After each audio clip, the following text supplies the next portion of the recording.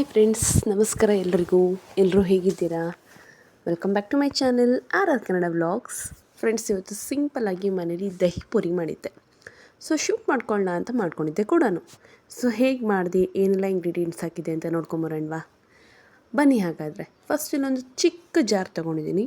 ಇದಕ್ಕೆ ದಹಿ ಪುರಿ ಅಂದಮೇಲೆ ದಹಿ ಇರಲೇಬೇಕಲ್ವ. ಮೊಸರು ಹಾಕ್ತಾಯಿದ್ದೀನಿ. ಈ ಮೊಸರಿನ ಸೌಟಲ್ಲಿ ಚಿಕ್ಕ ಚಮಚದಿಂದ ನನಗೆ ಒಂದು 2ರಿಂದ 2.5 ಚಮಚದಷ್ಟು ಹಾಕಿದ್ದೀನಿ. ನೀವು ನೀರು ಆ್ಯಡ್ ಮಾಡಲ್ಲ ಅಂದರೆ ಮೊಸರು ಕ್ವಾಂಟಿಟಿ ಜಾಸ್ತಿ ಇರಬೇಕು. ನೀರು ಆ್ಯಡ್ ಮಾಡಿದ್ರೆ ಮೊಸರು ಇಷ್ಟಿದ್ರೆ ಸಾಕು. ಇದು ನಾನೊಂದು 3 ಜನಕ್ಕೆ ಮ್ಯಾಕ್ಸಿಮಮ್ ತಿನ್ಬೋದು, ಅಷ್ಟು ಮಾಡಿದ್ದೆ ಅಂತಲೇ ಹೇಳ್ಬೋದು. ರುಚಿಗೆ ತಕ್ಕಷ್ಟು ಸಕ್ಕರೆ ಹಾಕಿದ್ದೀನಿ. ಆಪ್ಷನಲ್, ನಿಮಗೆ ಬೆಲ್ಲ ಬೇಕು ಅನಿಸಿದ್ರೆ ಆರ್ಗ್ಯಾನಿಕ್ ಬೆಲ್ಲನ ಯೂಸ್ ಮಾಡ್ಬೋದು ಅಥವಾ ಹನಿ ಕೂಡ ಯೂಸ್ ಮಾಡ್ಬೋದು. ನಾನು ಈ ಪಕ್ಕಾ ಸ್ಟ್ರೀಟ್ ಸೈಡಲ್ಲಿ ಹೇಗೆ ಸಿಗುತ್ತೋ ಹಾಗೆ ಮಾಡೋಣ ಅಂತ ಇಲ್ಲಿ ನಾನು ಸಕ್ಕರೆ ಹಾಕಿದ್ದೀನಿ. ಸ್ವಲ್ಪನೇ ನೀರು ಹಾಕಿದ್ದೀನಿ, ಅಂದರೆ ಒಂದು 1/4 ಲೋಟದಷ್ಟು ನೀರನ್ನ ಹಾಕಿ ಇದನ್ನು ಮಿಕ್ಸಿ ಮಾಡಿದ್ದೀನಿ. ತುಂಬ ಗಟ್ಟಿ ಇದ್ದರೂ ಸರಿ ಇರಲ್ಲ ಅಂತ. ಇಲ್ಲಿ ನೋಡಿ, ಮಜ್ಜಿಗೆ ರೀತಿಲೂ ಆಗಬಾರ್ದು, ತುಂಬಾ ನೀರು ಇರಬಾರ್ದು, ತುಂಬ ಗಟ್ಟಿ ಇರಬಾರ್ದು. ಈ ಹದಕ್ಕಿದ್ರೆ ಸಾಕು. ದಹಿ ಪುರಿಗೆ ಮೇನ್ ಇಂಗ್ರೀಡಿಯೆಂಟ್ ದಹಿ. ಇಷ್ಟ ಆದರೆ ರೆಡಿ ಆಗುತ್ತೆ. ನೆಕ್ಸ್ಟ್ ಅದೇ ಜಾರನ್ನ ವಾಶ್ ಮಾಡಿಕೊಂಡು ಮತ್ತೆ ಅದಕ್ಕೆ ಹಸಿರು ಚಟ್ನಿ, ಅಂದರೆ ಈ ಪುದೀನ ಚಟ್ನಿನ ಮಾಡ್ತಾಯಿದ್ದೀನಿ. ಸ್ವಲ್ಪ ಕೊತ್ತಂಬರಿ, ಸ್ವಲ್ಪ ಪುದೀನ, ಒಂದು ಖಾರಕ್ಕೆ ತಕ್ಕಷ್ಟು 1-2ರಿಂದ 3 ಹಸಿಮೆಣಸಿನ್ಕಾಯಿ. ನಿಮಗೆ ಬೇಕು ಅಂದರೆ ಬೆಳ್ಳುಳ್ಳಿ ಹಾಕ್ಕೋಬಹುದು, ಬೇಡ ಅಂದರೆ ಬೇಡ. ನಾನಿಲ್ಲಿ ಬೆಳ್ಳುಳ್ಳಿ ಏನು ಆ್ಯಡ್ ಮಾಡಿಲ್ಲ. ಸ್ವಲ್ಪ ಉಪ್ಪು, ಇನ್ ಕೇಸ್ ಬೆಳ್ಳುಳ್ಳಿ ಹಾಕಿ ಇಷ್ಟಪಡೋರಾದರೆ ಖಂಡಿತ ಆ್ಯಡ್ ಮಾಡ್ಕೋಬೋದು.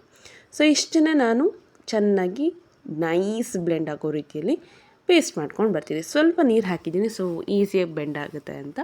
ಇಷ್ಟು ಬ್ಲೆಂಡ್ ಆದರೆ ಸಾಕು. ಇಲ್ಲಿ ನೋಡಿ, ಈ ಖಾರ ಚಟ್ನಿ ಅಂದರೆ ಹಸಿರು ಚಟ್ನಿ, ಗ್ರೀನ್ ಚಟ್ನಿ ರೆಡಿ ಆಗುತ್ತೆ. ಇದನ್ನು ಸೈಡಿಗೆ ತಿಟ್ಕೊತಾ ಇದ್ದೀನಿ. ನಿಮಗೆ ನೀರು ಬೇಡ ಅಂತಂದರೆ ಸ್ವಲ್ಪ ಗಟ್ಟಿ ಆಗುತ್ತೆ, ಬಟ್ ಈ ದಹಿ ಪುರಿಗೆ ಸರಿ ಇರಲ್ಲ. 2 ಮೀಡಿಯಮ್ ಸೈಜ್ ಆಲೂಗಡ್ಡೆನ ಸಿಪ್ಪೆ ತೆಗೆದು ನೀಟಾಗಿ ಬೇಯಿಸಿ ಇಟ್ಕೊಂಡಿದ್ದೆ. ಈಗ ಅದನ್ನು ಚೆನ್ನಾಗಿ ಸ್ಮ್ಯಾಶ್ ಮಾಡ್ಕೊತಾ ಇದ್ದೀನಿ. ಬೇಯಿಸಿದ ಮೇಲೆ ಸಿಪ್ಪೆ ತೆಗೆದು ಇಟ್ಕೊಂಡಿರೋದು. ಇದಕ್ಕೆ ಆಲೂ ಸ್ಟಫಿಗೋಸ್ಕರ ಸ್ವಲ್ಪ ಪಾನಿಪುರಿ ಮಸಾಲ, ಸ್ವಲ್ಪ ಅಂದರೆ ಒಂದು ಅರ್ಧ ಟೇಬಲ್ ಸ್ಪೂನಷ್ಟು ಪಾನಿಪುರಿ ಮಸಾಲ, ಅರ್ಧ ಟೇಬಲ್ ಸ್ಪೂನಷ್ಟು ಚಾಟ್ ಮಸಾಲ, ರುಚಿಗೆ ತಕ್ಕಷ್ಟು ಉಪ್ಪು, ಖಾರಕ್ಕೆ ತಕ್ಕಷ್ಟು ಖಾರ ಅಂದರೆ ಖಾರದ ಪುಡಿ, ಅದು ಕೂಡ ಸ್ವಲ್ಪ ಹಾಕಿದ್ದೀನಿ. ಮುಂದೆ ನೋಡ್ತೀರಾ ನೀವು. ಇದೆರಡನ್ನೂ ಹಾಕಿದ್ಮೇಲೆ ಆಪ್ಷನಲ್ಸ್ ಗರಂ ಮಸಾಲ ನಿಮ್ಗೆ ಇಷ್ಟ ಇದ್ದರೆ ಹಾಕೋಬೋದು, ಇಲ್ಲಾಂದರೆ ಇಲ್ಲ. ಬಟ್ ಇದಕ್ಕೆಲ್ಲ ಇಷ್ಟ ಆಗಲ್ಲ ಯೂಶ್ವಲಿ ಯಾರಿಗೂ, ಹಾಗಾಗಿ ಹಾಕಿಲ್ಲ ಅಷ್ಟೇ. ನಾನು ಆಗಲೇ ಹೇಳ್ದಂಗೆ ಖಾರಕ್ಕೆ ತಕ್ಕಷ್ಟು ಒಂದು ಅರ್ಧ ಟೇಬಲ್ ಸ್ಪೂನಷ್ಟು ಖಾರದ ಪುಡಿಯನ್ನು ಹಾಕಿದ್ದೀನಿ. ಆಮೇಲೆ ಒಂದು ಮೀಡಿಯಮ್ ಸೈಜ್ ಒಂದು ಈರುಳ್ಳಿ ಹೆಚ್ಚಿಟ್ಕೊಂಡಿದ್ದೆ. ಅದನ್ನು ಕೂಡ ನಾನಿಲ್ಲಿ ಕೈಯಲ್ಲಿ ಚೆನ್ನಾಗಿ ಉಜ್ಜಿಬಿಟ್ಟು ಅದನ್ನು ಬಿಡಿಯಾಗಿ ಆಗೋ ಥರ ಮಾಡಿಬಿಟ್ಟು ಹಾಕ್ತಾಯಿದ್ದೀನಿ. ತುಂಬ ಸಿಂಪಲ್ಲಾಗಿ ನಾವು ಆಲೂ ಸ್ಟಫಿಂಗ್ ಇದಕ್ಕೆ ಮಾಡ್ಕೊಳ್ಳೋದು. ದಹಿ ಪುರಿ ಯೂಶ್ವಲಿ ಸ್ವೀಟ್ ಇರುತ್ತಲ್ವ, ಹಾಗಾಗಿ ಸ್ವಲ್ಪ ಈ ಚಟ್ಪಟ ಮಸಾಲೆ ಮತ್ತು ಖಾರ ಸ್ವಲ್ಪ ಜಾಸ್ತಿ ಇದ್ದರೆ ನಿಮಗೆ ಆ ಸ್ವೀಟ್ನೆಸ್ಸಿಗೆ ಚೆನ್ನಾಗಿ ಬ್ಲೆಂಡ್ ಆಗುತ್ತೆ ಅಂತಲೇ ಹೇಳ್ಬೋದು. ಇದನ್ನು ಒಂದ್ಸಲ ಟ್ರೈ ಮಾಡಿ ಫ್ರೆಂಡ್ಸ್, ಮನೇಲಿ ತುಂಬ ಈಸಿಯಾಗಿ ಮಾಡ್ಕೋಬೋದು. ಈಗ ಹಾಲು ಮೊಸರು ರೇಟ್ ಜಾಸ್ತಿ ಆಗಿರೋದ್ರಿಂದ ದಹಿ ಪುರಿಯವ್ರು ಕೂಡ ಖಂಡಿತ ರೇಟ್ ಜಾಸ್ತಿ ಮಾಡೇ ಮಾಡ್ತಾರೆ. ಐ ಹೋಪ್ ಈಗ ಮೇ ಬಿ ಮಾರ್ಕೆಟಲ್ಲಿ 50 ರೂಪೀಸ್ ಪ್ಲೇಟ್ ಅಂತ ಅಂದ್ಕೊತೀನಿ. ಬಟ್ ನಮಗೆ ಯೂಶ್ವಲಿ ಮನೆಯಲ್ಲೇ ಮಾಡಿಕೊಂಡ್ರೆ ಒಂದು ಸ್ಯಾಟಿಸ್ಫ್ಯಾಕ್ಷನೂ ಇರುತ್ತೆ, ಮತ್ತು ಮನೆಯಲ್ಲೇ ಮಾಡ್ಕೊಂಡಿದ್ದೀವಿ ಅನ್ನೋ ಖುಷಿನೂ ಇರುತ್ತೆ, ತುಂಬ ತಿಂದ್ವಿ ಅಂತಲೂ ಅನಿಸುತ್ತೆ. ಆಮೇಲೆ ಸ್ವಲ್ಪ ಕೊತ್ತಂಬರಿನ ನಾನಲ್ಲಿ ಸಿಸರಲ್ಲೇ ಕಟ್ ಮಾಡಿಬಿಟ್ಟು ಅದನ್ನು ಹಾಕ್ತಾಯಿದ್ದೀನಿ. ಇದನ್ನು ಚೆನ್ನಾಗಿ ಮಿಕ್ಸ್ ಮಾಡಿಕೊಡಿ. ರುಚಿಗೆ ತಕ್ಕಷ್ಟು ಉಪ್ಪು ನಿಮಗೆ ನೋಡಿ, ಯಾಕಂದರೆ ಆಲ್ರೆಡಿ ನೀವು ಚಟ್ನಿಗಳಿಗೆ ಹಾಕಿರ್ತೀರ, ಹಾಗಾಗಿ ಎಷ್ಟು ಬೇಕೋ ಅಷ್ಟು ಮಾತ್ರ ಇದಕ್ಕೊಂದು ಸ್ವಲ್ಪ ಉಪ್ಪನ್ನ ಹಾಕ್ಕೊಂಡ್ಬಿಟ್ಟು ಚೆನ್ನಾಗಿ ಮಿಕ್ಸ್ ಮಾಡಿ ಇಟ್ಕೊಳ್ಳಿ. ಇದು ನಮ್ಮ 3rd ಇಂಗ್ರೀಡಿಯೆಂಟ್. 4th ಇಂಗ್ರೀಡಿಯೆಂಟ್ ಬಂದುಬಿಟ್ಟು ಸ್ವೀಟ್ ಚಟ್ನಿ. ಇದು ನಾನು ವಿಡಿಯೋ ಮಾಡ್ಕೊಂಡಿಲ್ಲ, ಬಟ್ ನೆಕ್ಸ್ಟ್ ಟೈಮ್ ಖಂಡಿತ ಅದನ್ನು ಮಾಡಿ ಹಾಕ್ತೀನಿ. ಇದು ಯಾಕೆ ಮಾಡ್ಕೊಂಡಿಲ್ಲ ಅಂದರೆ ಆಲ್ರೆಡಿ ನನ್ನ ಮನೇಲಿ ಇತ್ತು ಸ್ವೀಟ್ ಚಟ್ನಿ, ಹಾಗಾಗಿ ನಾನು ವಿಡಿಯೋ ಮಾಡ್ಕೊಳ್ಳಿಕ್ಕಾಗಿಲ್ಲ. ಇದು ಬಂದುಬಿಟ್ಟು ಚಿಕ್ಕ ಸೇವ್ ಅಂತಾರಲ್ವ, ಅದು ಇಷ್ಟು ಐಟಮ್ ಇದ್ದರೆ ಸಾಕು, ನಮ್ಮ ದಹಿ ಪೂರಿ ರೆಡಿ ಆಗುತ್ತೆ. ಪ್ಲೇಟಿಂಗ್ ಮಾಡೋದು ಹೇಗೆ ಅಂತ ನೋಡ್ಕೊಂಬರೋಣವಾ ಫ್ರೆಂಡ್ಸ್. ಈ ಪೂರಿ ಕೂಡ ನಾನು ಮನೇಲೇ ಮಾಡಿರೋದು, ಆಲ್ರೆಡಿ ರೆಸಿಪಿ ಚಾನಲಲ್ಲಿ ಇದೆ. ಇನ್ನೊಂದು ಸಲ ನಾನು ಖಂಡಿತ ಒಂದು ಸಲ ನಾನು ಸ್ಪೆಷಲಾಗಿ ಅಂತಲೇ ವೀಡಿಯೋ ಮಾಡ್ಕೊಂಡು ಹಾಕ್ತೀನಿ. ಯಾಕೆಂದರೆ ಈಗ ನನ್ನ ಚಾನಲಲ್ಲಿ ಇರೋದು ಉಪ್ಪಿಟ್ಟಿನ ರವೆನ ಯೂಸ್ ಮಾಡಿ ಮಿಕ್ಸ್ ಮಾಡಿ ಮಾಡುವಂಥದ್ದು. ಆದರೆ ನೆಕ್ಸ್ಟ್ ನಾನು ಹಾಕುವಂಥದ್ದು ಚಿರೋಟಿ ರವೆ ಮತ್ತು ಗೋಧಿ ಹಿಟ್ಟನ್ನ ಬಳಸಿ ಇಷ್ಟು ಕ್ರಿಸ್ಪಿಯಾಗಿ ಹೇಗೆ ಮಾಡ್ಬೋದು ಅಂತ ತೋರಿಸ್ಕೊಡ್ತೀನಿ. ನೋಡ್ತಾ ಇದ್ದೀರಲ್ಲ ಎಷ್ಟು ಚೆನ್ನಾಗಾಗುತ್ತೆ ಅಂದರೆ, ಆಮೇಲೆ ಇದರಲ್ಲಿ ಆಯಿಲ್ ಕೂಡ ಇರಲ್ಲ, ಎಣ್ಣೆ ಅಂಶನೂ ಇರಲ್ಲ, ತುಂಬ ಡ್ರೈನೆಸ್ ಅಂತಲೇ ಇರುತ್ತೆ. ಚೆನ್ನಾಗಿ ಉಬ್ಬಿ ಬರುತ್ತೆ ಕೂಡ ಪೂರಿ, ಎಲ್ಲನೂ ಉಬ್ಬಿ ಬರುತ್ತೆ, ಕ್ರಿಸ್ಪಿಯಾಗಿರುತ್ತೆ. ಈ ರೀತಿಯಾಗಿ ಕ್ಲೀನಾಗಿ ಮಧ್ಯ ಅದನ್ನು ಹೋಲ್ಡ್ ಮಾಡಿಕೊಂಡು ಇದಕ್ಕೆ ಫಸ್ಟ್ ಆ್ಯಸ್ ಯೂಶುವಲ್ ಎಲ್ಲರೂ ಮಾಡೋ ರೀತಿಯಲ್ಲೇ ಆಲೂಗಡ್ಡೆ ಸ್ಟಫಿಂಗ್ನ ಹಾಕ್ತಾ ಬರ್ತೀನಿ.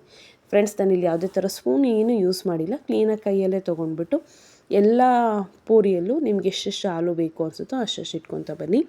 ಸೊ ಈಗ ನಾನು ಒಂದು ಪೂರಿ ಒಳಗೆ ಇಟ್ಟಿದ್ದಂಥ ಆಲೂಗಡ್ಡೆನ ಅಂಗಡಿಯಲ್ಲಿ 3 ಪೂರಿಗೆ ಇಟ್ಕೊಡ್ತಾರೆ ಅಲ್ವಾ, ನಂಬ್ತೀರಾ ಅಲ್ವಾ?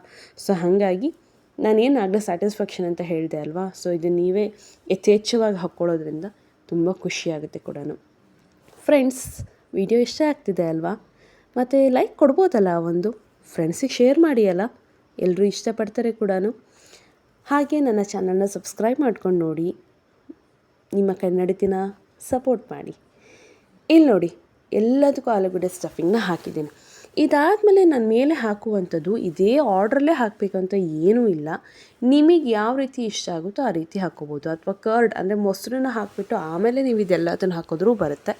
ಇಲ್ಲ ನಾನು ಫಸ್ಟ್ ಇದನ್ನು ಹಾಕಿಬಿಟ್ಟು ಆಮೇಲೆ ಮೊಸರು ಹಾಕ್ತೀನಿ ಅಂದ್ರೂ ಓಕೆ. ಸೊ ಇದನ್ನು ಫಸ್ಟ್ ನಾನು ಏನು ಮಾಡ್ತಾಯಿದ್ದೀನಿ, 1 ಲೇಯರ್ ಆಲೂಗಡ್ಡೆ ಪೇಸ್ಟ್ ಮೇಲೆ ಸ್ವೀಟ್ ಚಟ್ನಿನ ಹಾಕಿದ್ದೀನಿ. ಸ್ವಲ್ಪ ಥಿಕ್ನೆಸ್ ಅಂದರೆ ಗಟ್ಟಿ ಇತ್ತು, ನಿಮಗೆ ಬೇಕಂದ್ರೆ ಇನ್ನೂ ಸ್ವಲ್ಪ ನೀರನ್ನು ಹಾಕ್ಕೊಂಡು ಅದನ್ನು ಮಾಡ್ಕೋಬೋದು ಕೂಡ. ಯೂಶ್ವಲಿ ಎಲ್ರಿಗೂ ಗೊತ್ತಿರುತ್ತೆ ಖರ್ಜೂರ ಹುಣಸೆಹಣ್ಣು ಹಾಕಿ ಮಾಡಿರುವಂಥ ಸ್ವೀಟ್ ಚಟ್ನಿ ಅದು. ಅದಾದಮೇಲೆ ಖಾರಕ್ಕೆ ತಕ್ಕಷ್ಟು ನೀವು ಹಸಿಮೆಣ್ಸಿನ್ಕಾಯಿ ಪೇಸ್ಟ್ ಅಂದರೆ ಪುದೀನ ಪೇಸ್ಟ್ನ ಏನಿದೆ ಅದನ್ನು ಹಾಕ್ಕೊಳ್ಳಿ. ಆಲೂಗಡ್ಡೆ ಸ್ಟಫಿಂಗಿಗೆ ಖಾರ ಹಾಕಿದ್ದೀರಾ ಸ್ವಲ್ಪ ನೋಡಿ ಹಾಕ್ಕೊಂಡ್ರೆ ಒಳ್ಳೆಯದು. ಸೊ ಇದು ನನ್ನ ಸೆಕೆಂಡ್ ಇಂಗ್ರೀಡಿಯೆಂಟ್ ಆಗಿತ್ತು.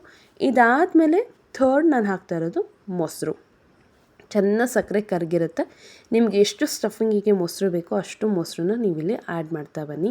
ಸ್ವಲ್ಪ ಮೊಸರು ಗಟ್ಟಿ ಇದ್ದರೆ it will be good, actually ತಿನ್ನಲಿಕ್ಕೂ ಚೆನ್ನಾಗಿರುತ್ತೆ. ಬಟ್ ನನಗೆ ಈ ರೀತಿ ಇದ್ರೇ ಇಷ್ಟ ಅಂತ ಸ್ವಲ್ಪ ನೀರು ಮಾಡಿದ್ದೀನಿ. ಆದರೆ ಮಜ್ಜಿಗೆ ಥರ ಅಂತೂ ಅಲ್ಲ, ಸ್ವಲ್ಪ ಗಟ್ಟಿನೇ ಇರುತ್ತೆ. ತೀರ ಗಟ್ಟಿ ಮೊಸರು ಕೂಡ ಅಲ್ಲ, ಯಾಕಂದರೆ ಅದು ಆರೋಗ್ಯಕ್ಕೆ ಒಳ್ಳೆಯದಲ್ವಲ್ಲ. ಹಾಗಾಗಿ ಸ್ವಲ್ಪ ಬ್ಲೆಂಡ್ ಮಾಡಿರೋವಂಥ ಮೊಸರು. ಅದರ ಮೇಲೆ ಚಿಕ್ಕ ಸೇವ್ ನಮ್ಮ ಮನೇಲಿತ್ತು, ನಾನು ಹಾಕಿದ್ದೀನಿ. ಇನ್ ಕೇಸ್ ನಿಮ್ಮ ಮನೇಲಿ ಇಲ್ಲ ಅಂದರೆ ನಿಮ್ಮ ಮನೇಲಿ ಯಾವ್ದು ಖಾರ ಇದೆಯೋ ಅದನ್ನೇ ಹಾಕ್ಕೊಂಡು ಟೇಸ್ಟ್ ಮಾಡಿ. ನಮ್ಮ ಟೇಸ್ಟಿಯಾದಂಥ ದಹಿ ಪೂರಿ ರೆಡಿ ಆಗುತ್ತೆ. ಇಷ್ಟಾದರೆ ಸಾಕು.